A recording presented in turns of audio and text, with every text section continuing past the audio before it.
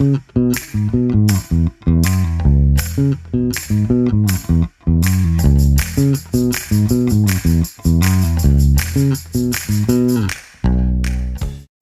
really all started when I had the bright idea of going back to school. I'm obviously not a young man anymore.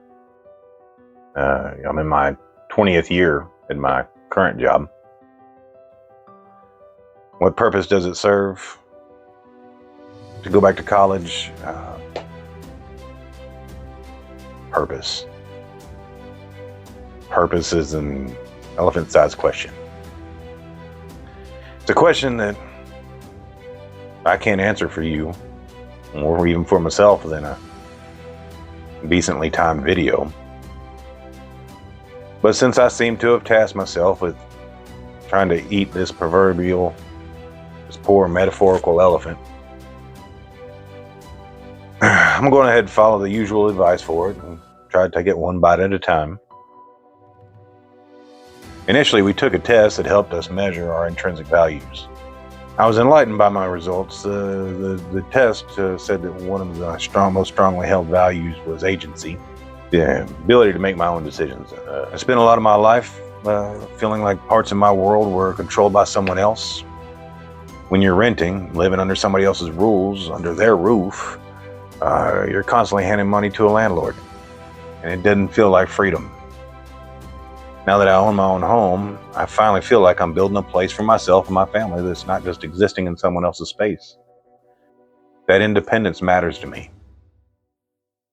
This test also highlighted things like loving other people, maintaining my dignity, showing courage in the face of difficult challenges, experiencing pleasure, spirituality, and the idea that people all around the world should have the freedom to pursue what they want. All of those values line up well with my faith and the kind of person that I'm trying to be. Pleasure showed up as a core value too, but not in some kind of, we got to chase every dopamine hit kind of way, about not avoiding suffering. Suffering can sometimes be necessary. It can also be useful. Some people will suffer while building roads, but through that difficulty, we find utility. And out of that utility, we find beauty. The beauty of driving a classic car down that highway with the top down and wind in your hair. According to the test, I'm also extremely libertarian. I found this as accurate as it is comical. It's pretty funny because Ron Swanson's one of my favorite characters on Parks and Recreation. He's a highly noted libertarian as well. To be clear, this is in a philosophical sense, not a political one. It means that I prioritize autonomy and personal freedom, and not just a political talking point.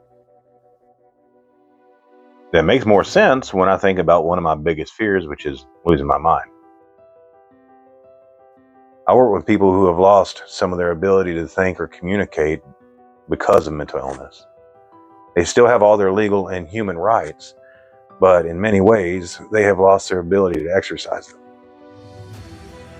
This is something that most people take for granted when we decide where and what we're going to eat, where we choose to work, what time of day do I want to get out of bed, if I want to sleep in or not. When am I going to see my friends? When do I get to go where I want to go, when I want to go there? That's why I always ask my clients, what do you want? It became the most powerful theme that surrounds my work.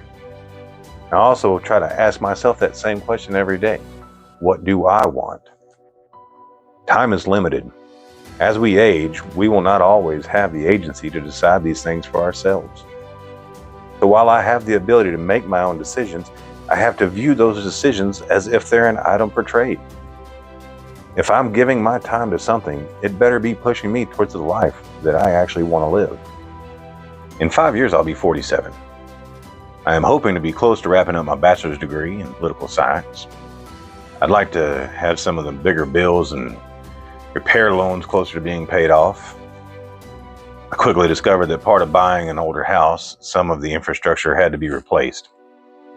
I don't mind these loans as much. They help me get into a home where I can actually make my own decisions and build the life that I want. I want more space to create, literally.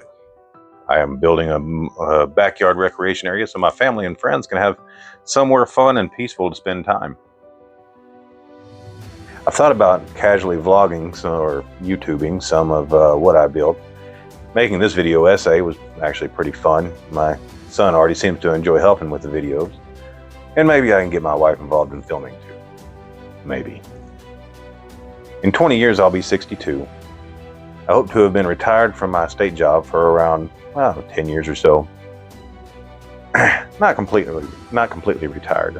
I do intend to work part-time, hopefully in a policy role using my political science degree to help write or shape policies.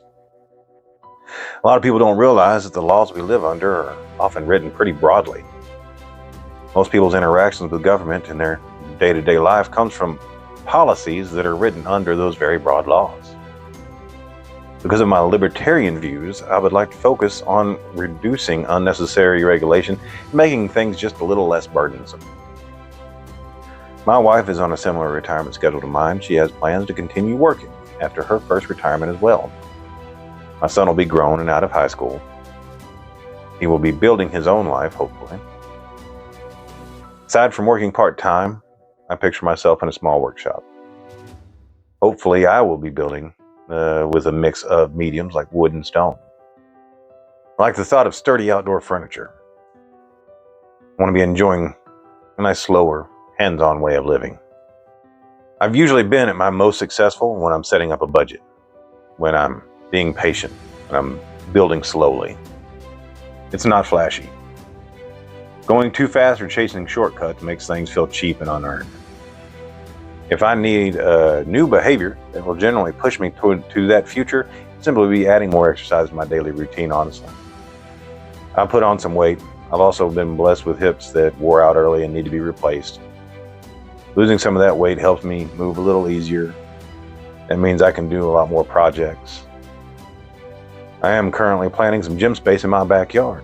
If I can make my way back to my pre-COVID workout routine, it'd be manageable in that space, I think. Right now, I'm on the track I want to be on. I'm in school. I have a home with more space than I truly need. I have a wife and son who love me. I get to advocate for an underserved group of people who need assistance in increasing their own agency. With Thanksgiving coming up, it's hard not to feel grateful.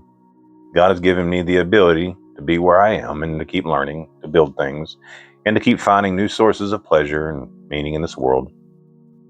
I'm free to shape my world in a way that fits my values of faith, freedom, love, dignity, courage, and joy.